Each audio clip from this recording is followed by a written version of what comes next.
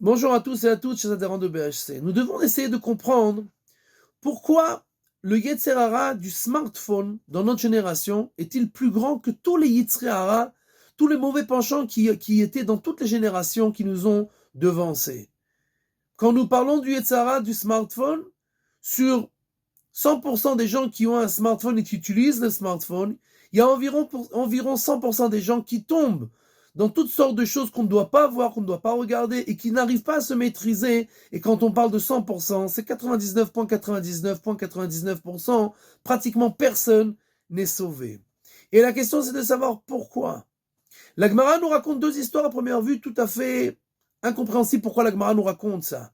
Première histoire, Rabbi Meir, le Satan, s'est transformé en femme et a essayé de tenter Rabbi Meir. Rabbi Meir lui a couru après et a traversé le fleuve jusqu'à que le Satan lui-même l'arrête et lui dit, écoute, si dans le ciel on ne disait pas qu'on devait te protéger parce que tu es Rabbi Meir, je t'aurais fait tomber et je t'aurais amené dans le péché. La même histoire nous raconte la Gemara sur le Satan qui se transforme de nouveau en femme et qui va devant Rabbi Akiva, le seul et l'unique Rabbi Akiva, qui lui court après et qui monte à l'arbre pour attraper cette femme qui n'est autre que le Satan, jusqu'à que le Satan lui dise, sache que si on n'avait pas dit dans le ciel que tu étais Rabbi Akiva, je t'aurais fait pécher toi aussi. Et qu'est-ce que nos sages ont voulu nous raconter dans ces histoires? Qu'est-ce que ça nous intéresse de savoir ce qui s'est passé avec Rabbi Akiva et Rabbi Meir, que le Satan se transforme et essaie de les faire tomber? Pourquoi tu essaies de les faire tomber? Et pourquoi à la fin tu les fais pas tomber? Et en fait, nos sages ont voulu nous dévoiler un secret. Il y arrivera un temps où le Yetzer Hara, le mauvais penchant, sera virtuel. On verra une femme, mais c'est pas vraiment une femme.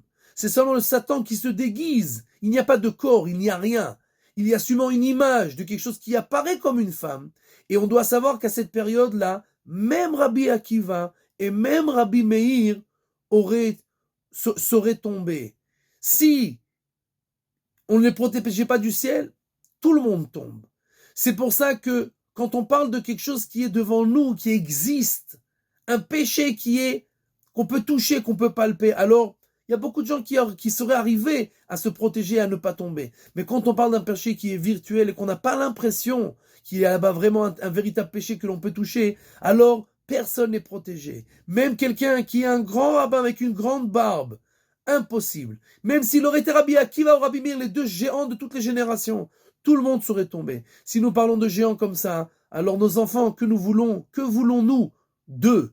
Si nous-mêmes, nous n'avons aucune chance de tenir le coup, comment nous voulons que nos enfants tiennent le coup? Alors nous devons apprendre et nous protéger nous-mêmes et surtout protéger nos enfants.